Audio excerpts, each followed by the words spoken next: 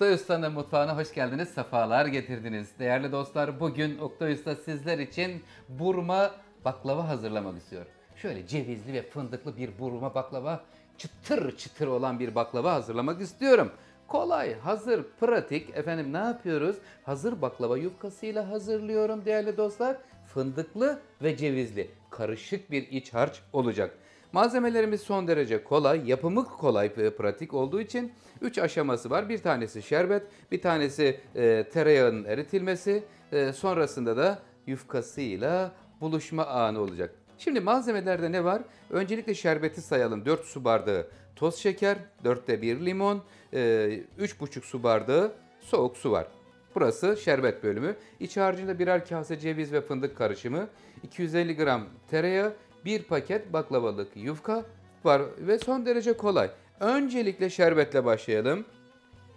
Tatlımızda tencerenin içerisine suyu alıyorum. Suyumuz 3,5 su bardağı. Hemen ocağın altını yakıyorum. İşe öncelikle şerbetle başlıyorum. Ve şimdi limonu bırakıyorum tencerenin içerisine. Ve peşinden toz şeker geliyor. 4 su bardağı toz şeker.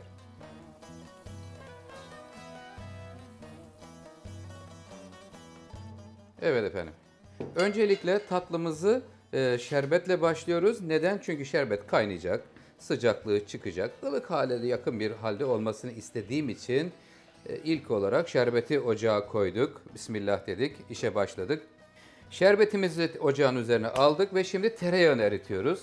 Tereyağı da erimiş olarak süreceğimiz için ondan dolayı tavanın içerisine alıyorum. 250 gram tereyağını eritmeye başladım. Ve şimdi cevizi ve fındığı, önce fındığı parçalayacağım, peşinden de cevizi parçalayacağım. Alıyorum parçalayıcının içerisine. Bakayım, aslında ikisini de aynı anda parçalayabilirmiş. Gözümde büyümüş galiba bir kase fındık. Evet, cevizi de üzerine ekliyorum. Ceviz ve fındık parçalayıcının içerisine alındı. Kapağını kapatayım. Evet efendim, şimdi parçalama bölümüne geçiyorum. Tamam, sakin ol, hemen başlama canım. Evet, hazır mıyız? Biraz şöyle dişe dokunur büyüklüklerde istiyorum. Bir daha kontrol edeyim. Bakalım. Hatta şöyle sallayayım.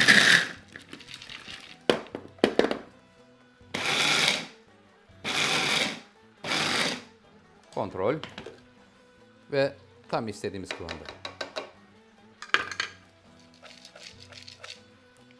Biraz iri oldu galiba. Ama olsun. Ben böyle dişe dokunan bir iriliklerde olmasını seviyorum. Yavaş yavaş eriyor burası.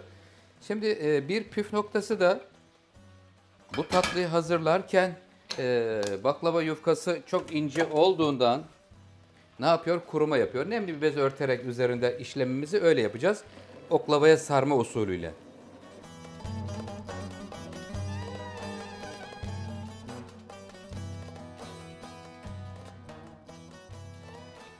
Köpükleri üste geldi. Hemen kapatıyorum. Artık ocaktan alacağım. Serin bir yerde, yani orası ocak üstü sıcak devam ediyor. Ondan dolayı buradan alıyorum. Daha serin bir yere ve soğumaya bırakıyorum. Tavamızı ocaktan aldıktan sonra zemine inen o peynirimsi tarafını hemen bir soğutmam lazım. Çünkü aksi takdirde sıcaklık devam ederse yağ yanma aşamasına gelir. Ondan dolayı şöyle bir soğuk suya alıyorum. Tamam, bir sakinleşsin. Üzerinde beyaz bir tabak, köpüklü bir tabakası var. Orayı da iç bölümlere kullanacağım. Benim için önemli olan üst bölümün berrak olması. O cosladığı ve şu anda hatta şöyle yapabilirim. Bak, zeminde kahverengilik var. Görüyor musunuz? İşte o kahverengilik baklavanın üzerine gelirse yanıksı yapar. Şu köpük de yapar. O yüzden biraz soğuyup bir sakinleşsin. Ondan sonra üzerine süreceğimi alacağım kontrollü bir şekilde. Sonra diğer kısımları aralarına süreceğiz. Tamam. Şimdi burada sakinleşiyor. Ve şimdi şerbete geliyoruz. Şerbetimiz kaynamaya başladı. Evet, kaynamaya başladı. Kaynamaya başladıktan sonra 15 dakikalık süremiz başlamış olacak. Görelim. Şeker, 4 su bardağı şeker, 3,5 bardak su, 1 dilim limon, yani 1/4 limon. Çünkü limon buradaki hem fresh tadı hem de şekerlenmeyi önlüyor. Kaynamaya başladıktan sonra dedik efendim, ne yapıyoruz? Hemen süremizi başlatıyorum. 15 dakika. Saatimi kuruyorum. Şimdi burma baklavamız için hazır baklavalık yufkayı açıyorum. Kontrol edelim. Ortalama bu baklava yufkasından 14 tane yaprak çıkıyor. 14 yaprak. Ben şimdi buradan hemen 2 tanesini alayım. Çabuk kuruyor. Ondan dolayı üzerine bir tane hemen nemli bez hazırlamıştım. Onu kapatmak istiyorum. Kurumaması gerekiyor. Tamam. Şimdi burada kontrol edeceğim. Biraz daha şöyle çekmek istiyorum. Çünkü yer açılsın bana da. Şimdi 2 yufka. Açıkta kalırsa hemen çıtır çıtır etmeye başlar. Bir tanesini alayım. Bismillahirrahmanirrahim. Fırçamı alıyorum. Şimdi birazdan yağın detaylarını sizlerle paylaşacağım değerli dostlar. Zemini çöktü. Peynirimsi yapısı şu anda tavanın zemininde.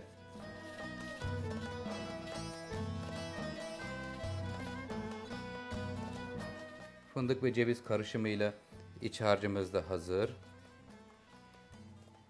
Kat aralarına yağ sürüyorum. Tereyağımız sade, orijinal tereyağı oldu. İkinci yufkamızı koyalım.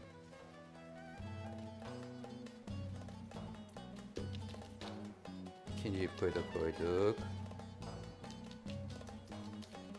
Fırça yardımıyla tereyağımızdan sürüyorum ve şimdi buraya cevizli ve fındıklı harcımdan koyacağım. Son tarafa gelecek yere koymuyorum. Şuraya. Maşallah bayağı da bol koymuşum harcını. Tam şuraya oklavanın geldiği yere de koymuyoruz. Oklavada bizim oklavamız bayağı bir büyük çıktı. Küçüğünü aradım ama bulamadım. Bulamayınca yapacak bir şey yok. Biraz büyükle devam edeceğiz.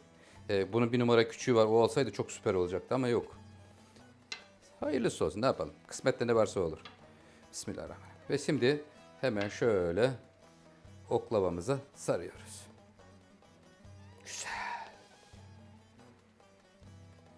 Sardık. Artık son bölüme geliyoruz. Bittiği yere geldikten sonra şu iki uçtan tutuyor ve ortada buluşturuyoruz. Evet, ortaya geldi. Ve şimdi buradan sonra hemen nereye gidiyor? Direkt fırın kabına. Gel bakalım canım.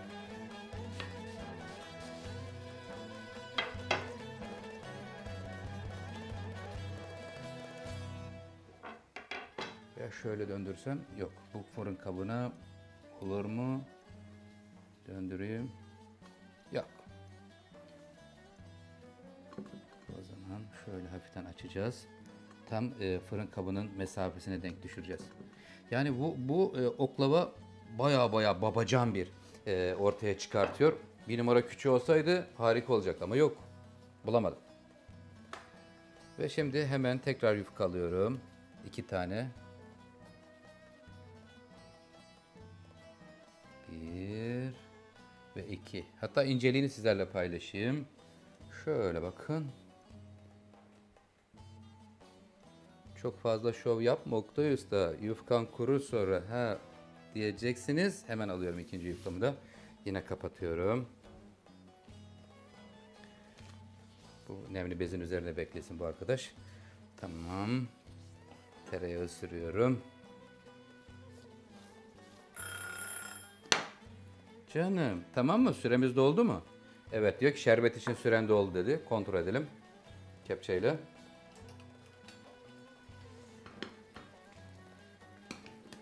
...15 dakika kaynadı. Son kontrollerimi yapayım.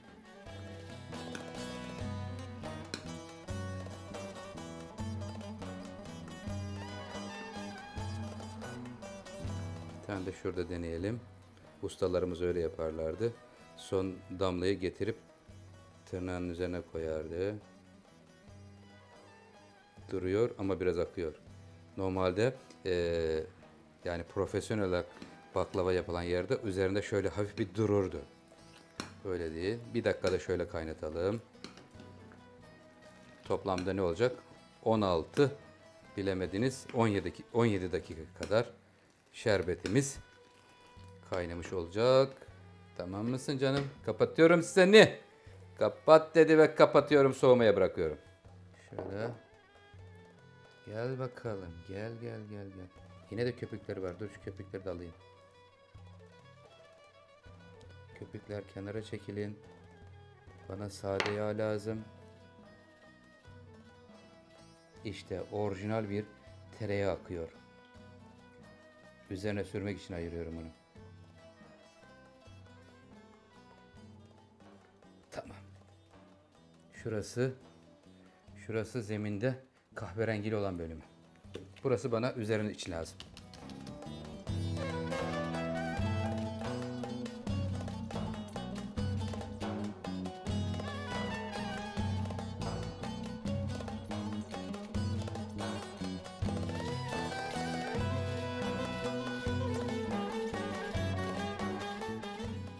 Burma baklavamızın şerbetin ocağın altı kapatıldı. Arada böyle bir karıştırarak soğutma işlemleri başladı.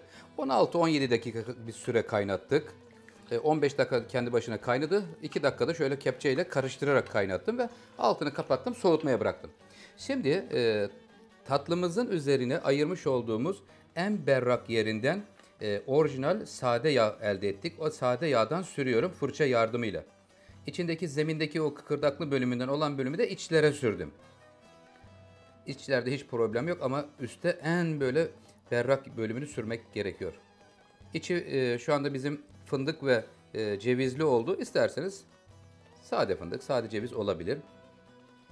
Önceden ısıtılmış 180 derecelik fırında tatlımızı altın sarısı oluncaya kadar kızartıyor ve ilk sıcaklığı çıkar çıkmaz soğuk şerbetle buluşturuyoruz.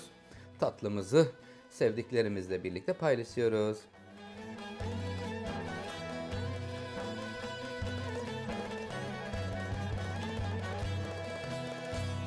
Şimdi yağımızın tam tavadaki zeminini de sizlerle paylaşmak istiyorum.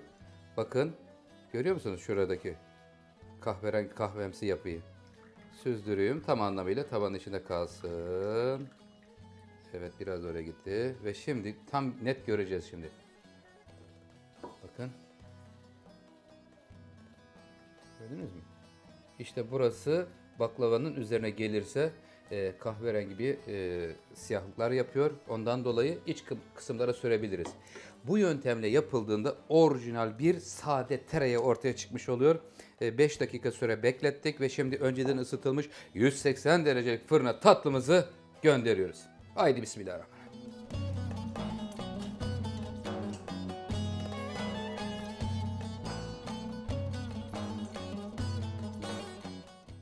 Tatlımızın altını kontrol ediyorum kızarmış mı diye. Evet, kızarmış.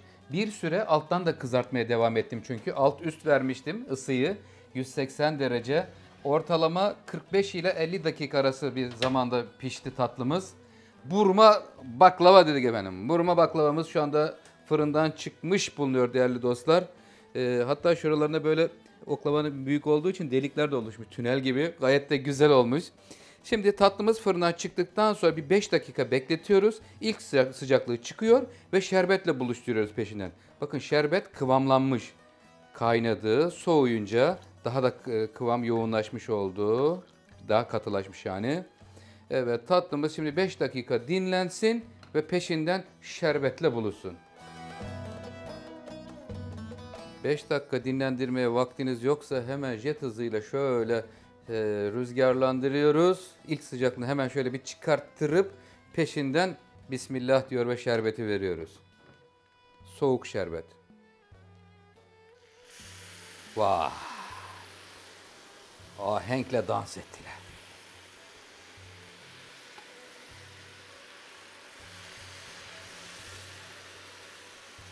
Demek ki sıcaklığını çıkaramamışım. Yo, böyle de güzel oldu aslında. Hoşuma da gitti yani. Harika bir görüntü oldu. Şimdi şöyle bir şey yapmak lazım. Sıcak verdiyseniz B planına geçmek gerekiyor. Hemen altına ıslak bez falan koyup süratli bir şekilde tatlımızı hızlıca soğutmamız gerekiyor. Ya tam böyle bekleyecek, soğuyacak ya da vaktiniz kısa verdiniz. Islak bez üstüne bir iki sefer değiştirerek hızlı soğutma yapıyoruz.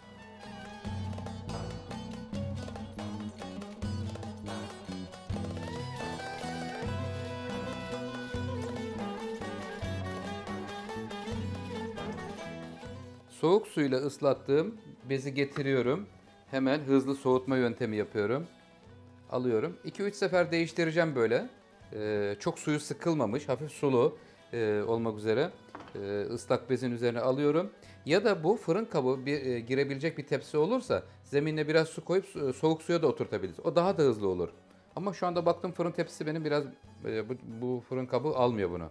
Ondan dolayı B planı yapıp hemen şöyle hızlı bir şekilde 2-3 dakikada bir değiştireceğim soğuk su bezle ıslatıp ve hızlı bir şekilde soğumasını. Yani buradaki amacımız buradaki çıtır çıtır olan baklava yufkamızın çıtırtısının devamlılığı için. Başka bir faydası yok bizim için.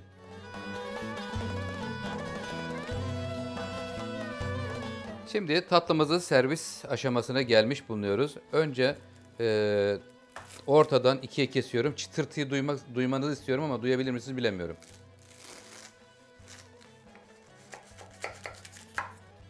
Yakın durayım, mikrofonum alsın. Özür diliyorum. Mikrofonu çıkarıp yakın tutacağım.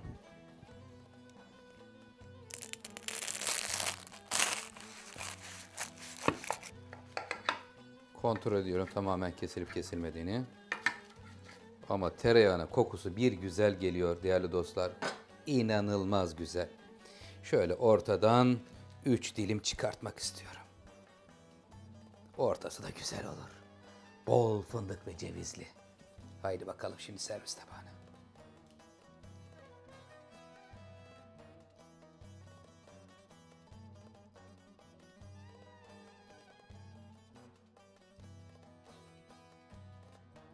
Sizlere güzel bir burma baklava tarifi geldi.